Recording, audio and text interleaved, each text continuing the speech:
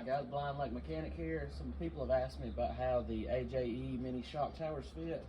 So instead of typing it out and explaining, I'll just do a hopefully quick video. Hopefully just do one take so I can get a whole lot of editing. So the shock tower goes in from the outside of the car here. And there's an area down here that's on the frame rail. You just sandwich it in there, and I'll go over to the other side in a minute and show you what I'm talking about. And it basically just, it all goes in from this way in. And come around here and let me show something. And the apron has, this is the factory Mustang apron. And now this is for a 65 Mustang. We took measurements, but they really wasn't needed because the apron has this bolt hole right here in it. And the AJE shock tower has that hole in it right there. So that's a good way to line it up. We just stuck a bolt in there, and I actually got a bolt that was too long, put washers on it. That way the shoulder of the bolt was in the hole, so it was even tighter, and it lines up perfect. And all of this is factory Mustang apron. All of this is factory Mustang apron. The same thing down the back side. And then down here on the bottom, it just sets on the frame rail.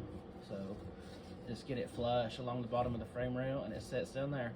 But when you're taking the apron out, I'll come over here and show you. It's kind of like a framed, like a, I don't know, like a house frame or a picture frame. Once you take the tower out, you're left with all the metal here that the tower will set up against. You from right here, come right here and get a shot. So if you'll see here, you just take the AJE shock tower, and here's the piece of frame that I was talking about on the outside, and then here's the inside part of the apron there.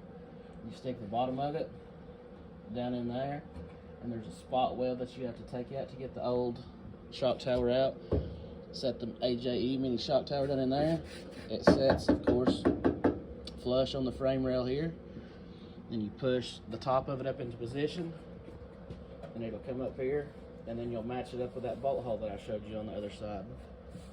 So they're pretty easy to install and pretty easy to get in there square and like they're supposed to be. So next step on this one, kind of been dragging our feet, got another project in the shop. The next step is to get this passenger side one in.